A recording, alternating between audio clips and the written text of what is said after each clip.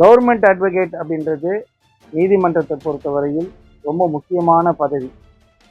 மக்கள் நம்பி கடைசியாக மக்கள் நம்புறது நீதிமன்றத்தை தான். அதில் கவர்மெண்ட் அட்வொகேட்டை பொறுத்த வரைக்கும் நல்ல அனுபவசாலியை, நல்ல அந்த லீகல் நாலேஜ் இருக்கிறவங்கள தான் போடணுன்றது ப்ரொசீஜர். நான் பார்த்த ஒரு விஷயம் பாருங்க. இதில்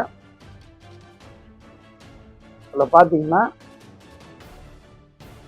ஒரு அமைச்சர், அமைச்சரோட பேர் வி சம்பத்குமார். அவர் வந்து பேக்வர்ட் கிளாஸஸ் வெல்ஃபேர் அமைச்சர். அவர் வந்து அப்புறம் எம்எல்ஏ, கோயம்புத்தூர் நார்த் கான்ஸ்டியூஷனில் எம்எல்ஏவாக இருக்கார். அவர் ஒரு ரெக்கமெண்டேஷன் லெட்டர் கொடுத்துருக்காரு அந்த தம்பியை நியமிக்க சொல்லி. ஆனாலும் அந்த தம்பியை வந்து கவர்மெண்ட் அட்வொகேட்டாக நியமிக்கலை, அது வேறு விஷயம். ஸோ இந்த மாதிரி ரெக்கமெண்டேஷன் லெட்டரை கொடுத்து கவர்மெண்ட் அட்வொகேட்டை நியமிக்கலாமான்னா அது சட்டப்படி தவறு. ஒன்று. ரெண்டாவது, இதை போன்றே சீதா லக்ஷ்மி மதுரையில் இருக்கவங்க சில விஷயங்களை டீட்டெயில் அனுப்பிச்சிருக்காங்க. அதெல்லாம் நான் வந்து இந்த செக்ரட்டரி, லீகல் விங் செக்ரட்டரி திரு அறிவழகன் வழக்கறிஞருக்கு அனுப்பி வச்சிருந்தேன். அதே போல் சீனிவாசன் மதுரையில் இருக்கிறவர், அவரும் சில விஷயங்களை அனுப்பி வச்சிருக்கார். அதுவும் வந்து நம்ம அறிவழகன் சாருக்கு அனுப்பி வச்சிருக்கேன் நடவடிக்கை எடுப்பதற்காக. ஆனால் இதில் பியூட்டி என்னன்னா, இந்த ரெக்கமெண்டேஷன் லெட்டரே யாருக்கு கொடுக்கப்பட்டிருக்கிறது என்றால் பார்த்தீங்கன்னா அந்த லீகல் விங்கில் இருக்கக்கூடிய திரு அறிவழகன் சாருக்கு கொடுக்கப்பட்ட ரெக்கமெண்டேஷன் லெட்டர்.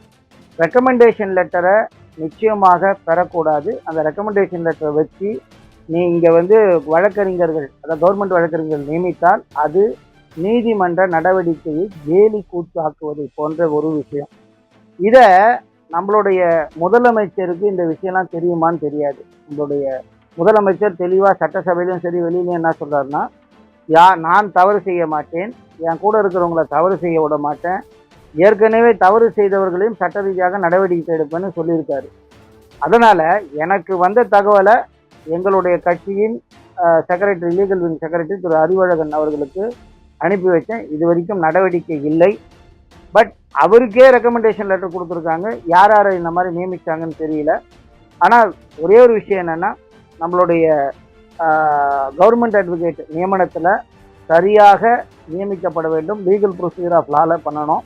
அது நடைபெறவில்லை என்று தான் வந்து ஞான சௌந்தரி என்பவர், விழுப்புரத்தைச் சேர்ந்த சகோதரி வந்து ஒரு வழக்கு தாக்கல் செய்திருக்கார். அதுக்கு நான் தான் வழக்கறிஞர்.